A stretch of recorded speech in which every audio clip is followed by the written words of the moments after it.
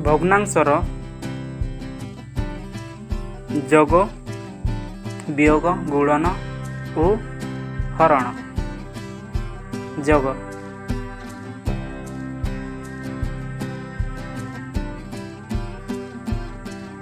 ଦୁଇଟି ଭଗ୍ନାଂଶକୁ ଯୋଗ କଲେ ପ୍ରଥମେ ହରମାନଙ୍କର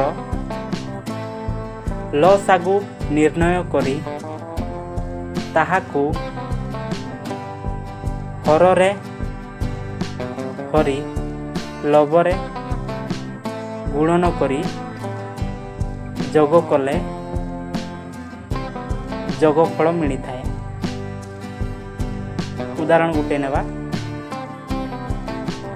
1/2 ଯୁକ୍ତ 1/3 2 ଓ 3 ର ଲସାଗୁ ନିର୍ଣ୍ଣୟ କରିବା। 2 ଓ 3 ର 1 2 2 1 3 3 1 2 3 ର ଗୁଣଫଳ 1 2 3 ଗୁଣଫଳ ହେଲା 6 ହେଲା ଲସାଗୁ। 1 ଗୁଣନ 3 ଯୁକ୍ତ 1 ଗୁଣନ 2 ବିଭକ୍ତ 6 3 2 ର ଯୋଗଫଳ 5 ବିଭକ୍ତ 6 ହେବ। ବିୟୋଗ ବି ସେହିଭଳି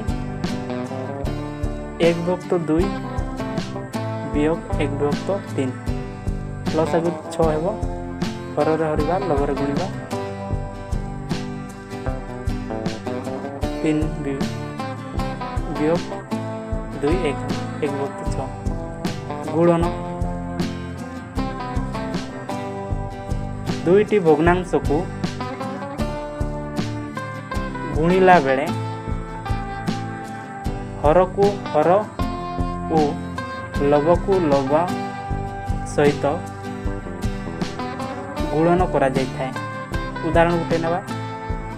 1/2 1/3 ଗୁଣିବା 1/2 1/3 1 ଗୁଣନ 1 1 ହେବ 2 ଗୁଣନ 3 6 ନହେଲେ ଏହିପରି ବି ଲେଖିପାରିବା 1/2 ଗୁଣନ 1/3 1 ଗୁଣନ 1 ବିଭକ୍ତ 2 ଗୁଣନ 2 1/6 ହରଣ ଦୁଇଟି ଭଗ୍ନାଂଶକୁ ହରିଲା ବେଳେ ପ୍ରଥମ ଭଗ୍ନାଂଶ ସ୍ଥିର ରହେ ଓ ଗୁଣନ ଚିହ୍ନ ଦେଇ ଦ୍ୱିତୀୟ ଭଗ୍ନାଂଶକୁ ଓଲଟାଇ ଲେଖି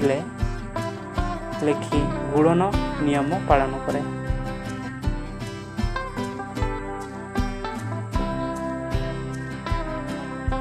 1/2 ହରଣ 1/3 1/2 କୁ ସେହିଭଳି ରଖିବା ଏବଂ 1/3 ର ଓଲଟାଇ ଲେଖିବା ନହେଲେ ବ୍ୟୁତ୍କ୍ରମୀ ମଧ୍ୟ କୁହାଯାଏ। 1/3 ର ବ୍ୟୁତ୍କ୍ରମ 3/1 1 ଗୁଣନ 3 ବିଭକ୍ତ 2 ଗୁଣନ 1 3/2 କୁ ମିଶ୍ର ଭଗ୍ନାଂଶରେ ମଧ୍ୟ ପରିଣତ କରିପାରିବା ହରିକି।